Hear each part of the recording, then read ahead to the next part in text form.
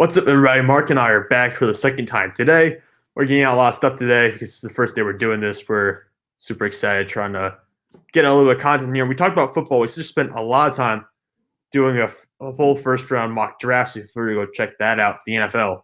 And now we're going to turn to basketball. And it's looking now like the NBA season might be over and done with. They might not actually play the playoffs. Hopefully, that's not the case. I don't care even if you shorten next season. I want to see the playoffs played. I want a champion. I don't want to see none of this stuff where it just ends with no champion. You got to have someone win it.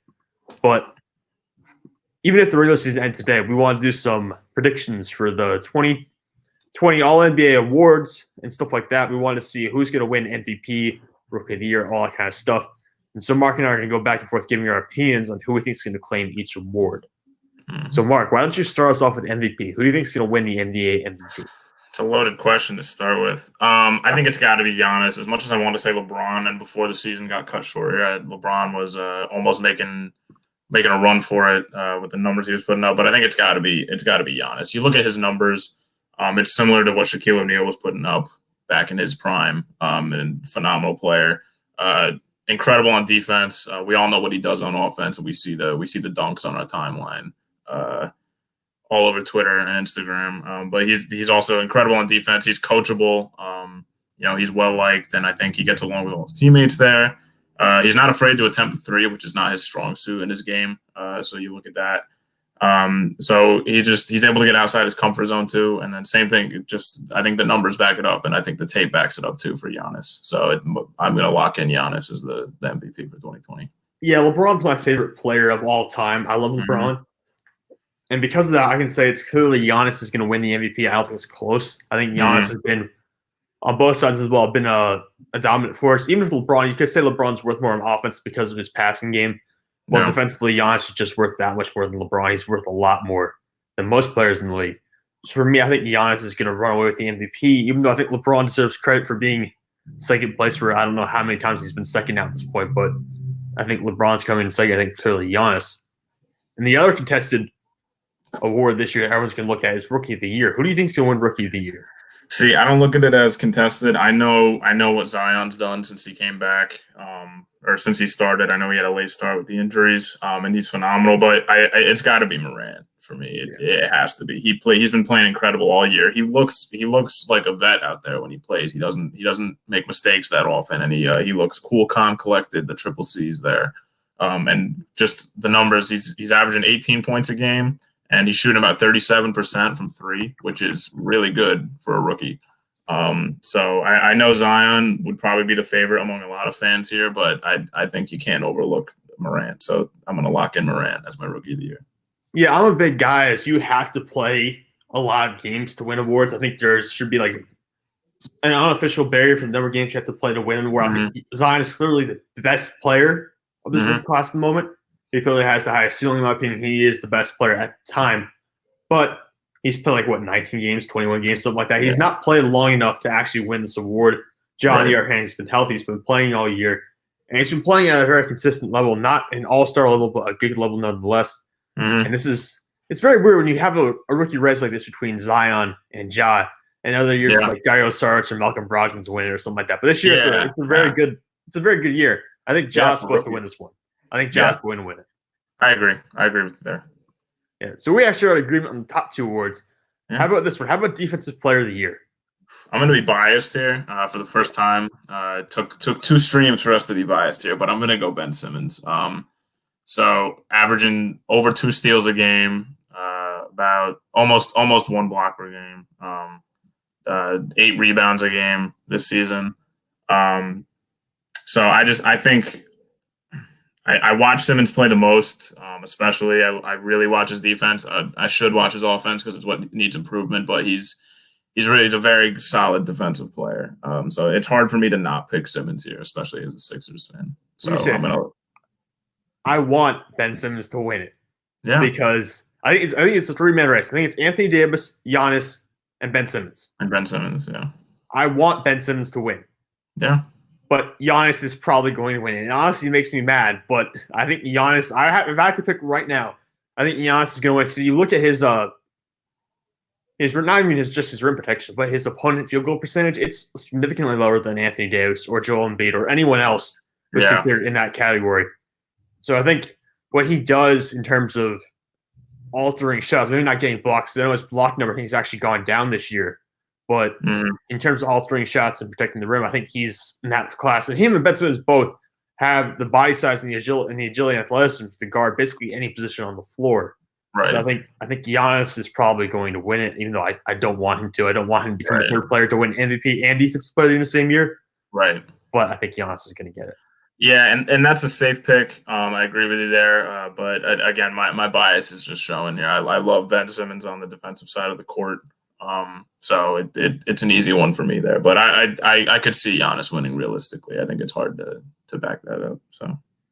And sixth man of the year. Now, this is the one that Lou Williams has had on lockdown in the last 2 years. Who do you think he's going to get this time?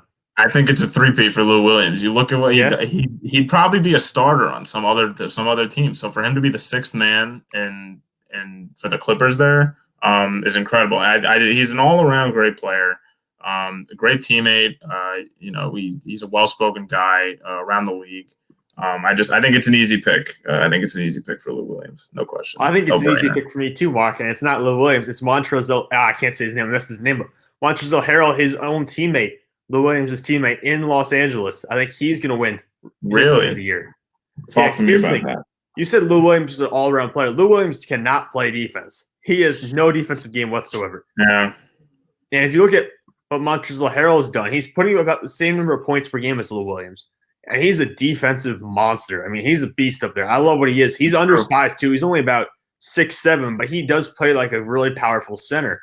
And he's put the numbers offensively now because he didn't have that originally. He didn't have the offensive game. He's built the offensive game up, and he's a defensive force. I think he's been overall more impactful because of that defense. I think he'll win sixth man of the year. Yeah, I don't hate that pick either. I don't know much about him. I really follow the East, although the West is kind of a powerhouse this year. But the top teams in the West are kind of the powerhouses over there. I really follow the East, but I'll take your word for it. I know Lou Williams again as a Sixers fan. I know what he can do because I've seen it. He definitely improved being on the Clippers than on the Sixers. But I'll give you this. I think it's a three-man race. I think it's Harrell. I think it's Lou Williams. I think it's Dennis Schroeder from OKC. I think it's those three probably. Yeah, I had Schroeder on my list too. But again, my bias shows for Lou Williams a little bit because I think he's a great player. And a good guy all around. So, yeah, but I hate your pick. Well, we'll move on to a position where I know your bias is not going to influence your pick, and that's Coach of the Year. See, I like other Sixers fans, I don't hate Brett Brown as a coach. I think he's doing the best that he can with what he's given. I'm not making a case for him for Coach of the Year at all, but I'm just defending my current coach for now. I think what Elton Brand gave him was despicable. Yeah, for now. It was despicable. We all kind of jumped on the hype train, but I'm going to go Nick Nurse. Toronto lost Kawhi in the offseason and looked like they haven't lost a step on the court this year. The players all mesh well. You look at the development, look at Pascal Siakam. I know a lot of people could argue like players develop themselves, but I think coaching has a lot to do with it. You look at how they use Pascal Siakam, the season he had to go from to be an all-star starter this year. And they're still a top team in the East and good player development, and they all seem to mesh well in Toronto. So that's an easy one for me. It's got to be Nick Nurse. Yeah, I'm right there with you. I think it's Nick Nurse by a long shot. They actually have a better winning percentage this year than they did last year, and that's without Kawhi Leonard, like you said. Yeah. They're second in the East behind the Milwaukee Bucks at 46 and 18. That's ahead of Boston, ahead of Miami, ahead of Indiana. Yeah. So I think it's clearly Nick Nurse. The only other coach I would consider is Eric Spoelstra from Miami Heat. Just because, to be fair, Spoelstra, if you were looking like we're not doing executive of the year, but we did executive of the year, I think that's probably going to clearly be Pat Riley from Miami. Yeah. So I think Pat Riley deserves a lot of credit for what they've done in Miami, but at the same point, Spoelstra has been a constant for them for a number of years. I think he also deserves some credit. But at the same point, I think Nick Nurse, I agree with you. Nick Nurse is by far the runaway candidate for the spot. Oh, wow. We're more in agreement than I figured we would be here. I know. I'm not sure how I feel about it. It means I'm making mistakes or like we're really right. It's one of the two. Yeah. But we'll see. Most improved player. This is probably where we're going to differ because there's a lot of options for this one. So who do you have the most improved? I almost went with, I know you're a Heat fan. I almost went with Bam down there. I really like what he did this year. But to me, I look at Brandon Ingram down in New Orleans, and I think he's having a sensational year compared to what he was in the past. He was almost labeled almost a bust, or not a bust, but he didn't really live up to the hype he was supposed to be in LA. Gets traded to New Orleans, and you just look at his style is almost completely different this year from last year. He changes his shot. I've seen on Twitter, you could see videos side by side of his 3-point shot specifically. How he changed his foot placement, how the release, it's clearly different and it's working. Improved balance on the court, and just I think he's an all-around team player now because he's had that chance to kind of step up in New Orleans. So to me, it's Brandon Ingram. Yeah, I'm going to go with another first-time All-Star. It's not Bam Adebayo. I really want to put Bam up here, but I'm not going to. Yeah. Bam's my runner-up. But Okay. the guy I'm taking Jason Tatum from Boston. Yeah, Because so that was a good one too. if you look at last year, we expected him to take a huge step forward. He didn't. Last year was very disappointing for Jason Tatum. Mhm. And Kyrie Irving deserves some of the blame for that, so does coaching and stuff like that. Yeah. No, I agree with you. Jason Tatum has definitely stepped in for that hole left by Kyrie Irving. Kyrie wasn't a good leader to begin with. No. But Jason Tatum has definitely stepped in and been the guy for Boston this year. So, again, no question. And what separates him from Brandon Ingram is defensively. Defensively, Jason Tatum really tries. Yeah. You don't get that from a lot of other guys. So him and Bam Adebayo both actually, because I have them 1-2 for this award. They're both guys who play really hard on both ends of the ball. So I give them both credit for that. And what I think what's funny about Jason Tatum is he played 79 games last year. In 59 games this year, he has more points scored than he did last year. So that just tells you how offensively he was. Oh my God. Yeah, he was in 20 games. In 20 games, he outscored himself by like 100 points. So oh my God. Yeah, that's incredible. Okay, yeah, that's a solid pick too. I can't disagree with you there. All right. So we are going to do an All-NBA first team as well. Correct? Mm-hmm. Yeah. We can do that. I have so, who do you have as your top guard spot? Who's your first guard on the list? My first guard is James Harden. And I know that might be unpopular because a lot of people are starting to realize, when you shoot the ball so many times a game, you're bound to get a lot of points. But I still think Harden's an incredible player, the top 3 guard in the league for me, maybe even top 2. But I think without question, it's got to be James Harden. You look at what the Rockets are; they're maybe underwhelming for the season they're having, but him as an individual, I think he's having a solid year. So I'm gonna go put James Harden in my top guard spot. Yeah, Harden's a very creative scorer, and not necessarily near the basket, but away from the basket and moves he develops, and how smooth he is, and how hard he is to defend, right? And how he makes travels look like actual plays. But I think Harden deserves it. I have Harden going for the first team as well. It's the third year in a row where he's led the league in points per game, and he's led. It's now if the league ends today, it'd be the 4th time in 6 years that he's led the league in points overall. So I think he's worthy of the first spot, the guard position. Absolutely. My second guard is maybe a little bit more. I don't know if controversial is the right way to say it, but maybe more of a debated spot. And I have Luka Doncic as my second guard. I also have Luka Doncic. Yeah, you got Luka as well. Yeah. I think you look at what Luka. You could even make a case for Luka as most improved player. I've seen a lot of analysts have him on most improved player, but Luka's just he was tearing it up this year, and at such a young age. To be our age, and imagine me and you going out every night for the Mavs and tearing it up, just to make the plays he makes. At 20 years old, 21 years old, is incredible. So no question for me, Doncic has got to be up there. Yeah, the only other guy who came close, and you might want to look at his numbers right now, is Damian Lillard for me, because Lillard was averaging a career high 28.9 points per game in 58 games. Mm-hmm. So he was really carrying the load for an underwhelming Portland Trailblazers team. And he was an All-NBA first teamer last year, which I didn't really think he deserved last year. Maybe he deserves it more this year, in my opinion. But so this is a guy who's scoring a lot, but I like Luka better because Luka's a bit of more of a facilitator. He also can throw in the rebounding numbers so you want to. He's not a athletic defender, but just because of his height and size, he gets more rebounds and stuff like that.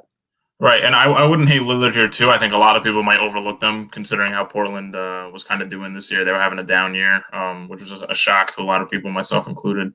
And you look at the sample size for this year. There's only 58 games played for Lillard, but he played every game the Trailblazers had, and to have that career high is definitely something to look at, to note for this. So yeah, I wouldn't hate Lillard there either. And so, who's your top forward now? Top forward. Top forward is probably going to be LeBron. I have LeBron. Full display. I have LeBron and Giannis as my two forwards. Yeah, I mean, I don't think we really need to. We don't really need to go too much into this. I think it's pretty obvious. It's going to be LeBron and Giannis. Yeah, it's an easy one for me. You look at what LeBron's doing in LA and Giannis up in Milwaukee. Both incredible numbers. The two front runners for MVP. So there's no. It's the same reason that they're up there for MVP. It's the same reason they're going to be on first. Yeah, no, I think LeBron technically played point guard for the Lakers this year, but I'd still put him as forward because that way you can still have your two guards you want to have and stuff like that. Like I think you should feel free to manipulate the rankings a little bit between guards and forwards. Like even if the guy's a guard, switch him to a forward if you feel like it puts together a better lineup. Like that's usually how I look at it. Right. That's what I've done with the center spot because I didn't like. Let me put it this way. I didn't think Joel Embiid or Jokic deserved the top center spot, so I fiddled with it a little bit, and I moved Anthony Davis to the center spot. Mm-hmm. I knew it. I knew I was coming. I really dislike Anthony Davis. I couldn't tell you why. I just don't like AD as a player. I didn't like him on the Pelicans. I don't like him now. But it's hard to argue with the production that's happening between him and LeBron in LA. But I actually had Jokic here. I wanted to put Embiid so bad, but I know you did. I was waiting for the Embiid.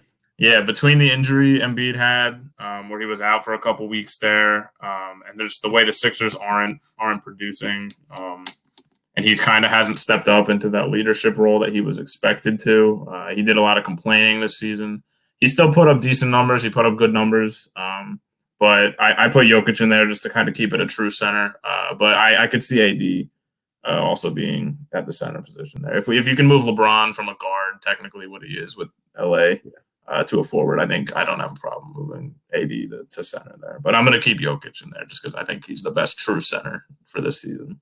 Yeah, I have Jokic on my All-NBA second team if we were to do that. But you want to do all defensive team, right? All defensive first team? Yeah, we can do defensive first team. All right, we can go with that. I think it's pretty easy. You and me are going to agree on Ben Simmons. I don't think we're going to argue about that. Ben Simmons. At the guard position? Absolutely.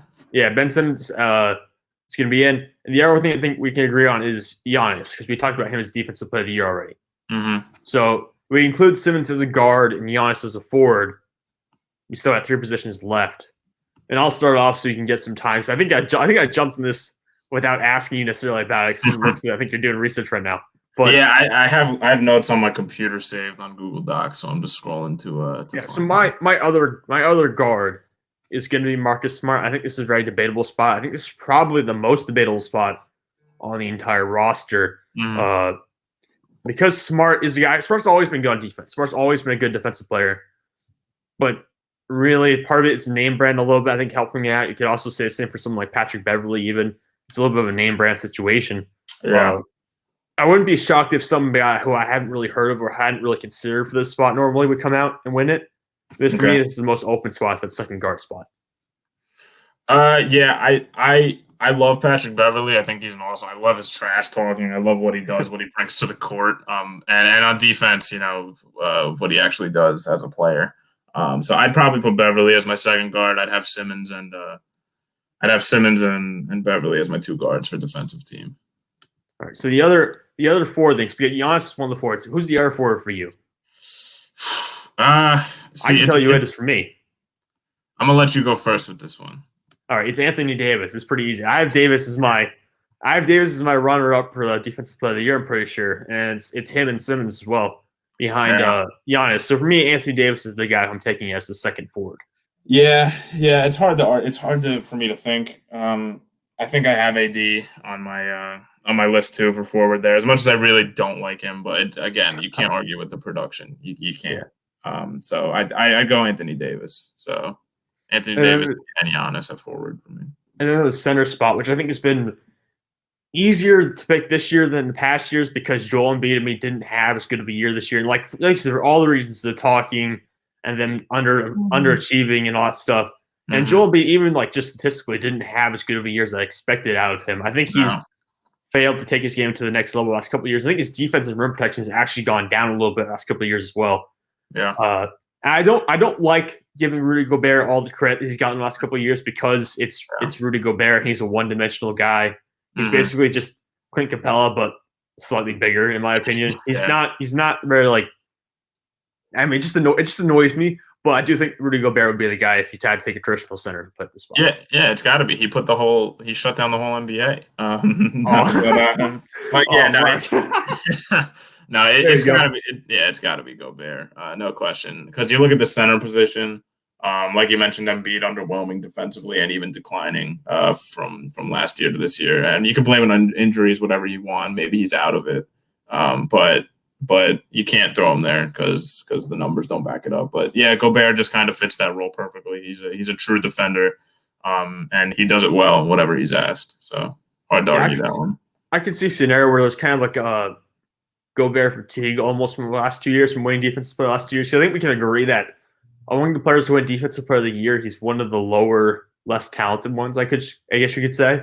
Yeah. So, I mean, they're all super talented to win it, but I think he's less of a acknowledged player compared to some of the other guys who have won the award over the years. So I think we could see a scenario where there is some Gobert fatigue and it ends up being someone like, I'm just throwing Bam out there because I know he's a really good defender, but there could be someone like that or someone else. Kukoc was even claimed it surprisingly. Yeah, I would have thrown Bam up there. A little bit of a gap between Gobert and Bam, but Bam is playing very outstanding defense this year. Other forwards, if we were going to do a second team, I would probably throw Kawhi on there just because he's known. He's all around. I miss Jimmy Butler so much, so to throw a guard in there for second team would probably be Jimmy Butler. You could probably say Eric Bledsoe would be up there too. Would be an argument. But I think no question Butler, Leonard, and Bam would be your center, and then one forward and one guard. You know what may be a surprising one? I've heard Brook Lopez's name come around because Brook Lopez is actually a very good rim protector. Surprisingly. Yeah. Lopez number one up there in Milwaukee. I don't think he'll be all defensive first team. I think Brook Lopez might sneak in as a second center. I don't think it. If I had to bet on it happening or not happening, I would say probably not happening. But he's a guy who's garnered more credit this year for defense than he has in the past. Yeah, no, absolutely. I think he deserves credit. I don't know if he'll get this much credit being second team, but I think his name definitely deserves to be up there, thrown in the pot with these guys, so to speak. So, for sure. All right, so we're going to wrap it up there. Those are our predictions for the NBA awards for this year. I'm going to post an article soon so you can go check that out. But those are our predictions. Mark, do you want to tell people where they can find you on Twitter or something like that? You want to plug yourself? I'm not on Twitter that often anymore. I have a burner account, actually, that I don't advertise. But Instagram at @m_Formo. You can find me on Facebook, Mark Formicelli. And LinkedIn if you really want. I'm also on there as Mark Formicelli if you want to build a professional resume there. Professional connections. Yeah, that's it. But all right, guys. Well, that's going to be it for us for today. I'm tired. I think Mark's tired. We've been sitting here for about an hour and a half now doing this stuff. Yeah. So I'm gonna go work out at my makeshift home gym, and then that'll be probably it for us. So thanks for tuning in. Mark, say goodbye. Yep. Thanks, guys. Yep. See, this is gonna kick you out, Mark. We can hop back in later, but you're gonna get kicked out of the broadcast as soon as I end this. So see you. I'll talk to you later, Mark. Yep. See you, Sam. Thanks, everyone. Bye.